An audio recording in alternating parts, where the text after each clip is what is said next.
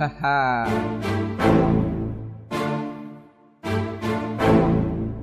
Fuck you, nyuk.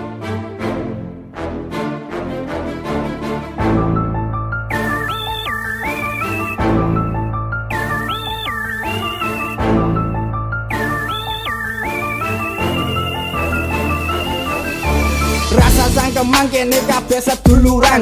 Timbang kowe tak sikat tak sabet tinggo pedang. Kowe rasa kemaki rupamu wis kaya tai. Rene-rene yo kene aku ora bakal wedi. Senajan kowe gento mangsamu kowe sapa? Aku ora wedi senajan setem macak buta. Asu bajingan kowe patrape keple. Ra trimo moro rene kene cangkep lang dase. Asu. Di sini kami memang berani dan kami siap membasmi dirimu sampai mati hingga akhir nanti. Ingatlah kau hanyalah seorang banci. Jangan kau ikuti kami apalagi kembali. Apa kau tak sadar dengan semua yang kau lakukan? Kau hanya seorang banci bajingan, tak lebih dari banci di jalanan. Maaf jika kami sedikit ya-yaan.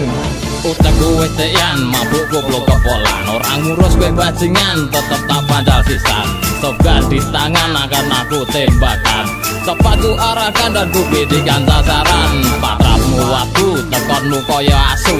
Aku duduk kali, sing penting aku wani. Rupa rambut jadi, bentukmu koyo tai. Kowe pancen jijik, wangune 2 kali. Suaramu mumbul-mumbul yo langsung tak soko pacul. Kowe kok gaya tenang dasar kowe bajingan. Kowe moro rene langsung tak sok gandase. Rasah pecicilan yuk rupamu koyo munyuk. Jare kowe ngaku gali lah kok rupamu gilani. Langsung tak loloi tai rupamu cen jijiki. Hahaha motherfuck you. Wasu Loro telu rupamu malah wagu. 4, 5, 6 kowe rasa tiru-tiru. Dapurmu jijiki lah kok malah niru aku. Iki uripku kowe rasa melu-melu. Kajul mumbul kowe tekan kayangan. Tak sebelah sisan kowe kok macak tekan.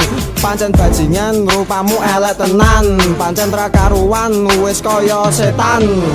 Bajingan asu londe kowe pancen anak geble. Utekmu rontok mlese kene tak semedase. Kelingku warna kuning tak sikat jembleng-jembleng. Ora urusan kawananmu kertu kuning.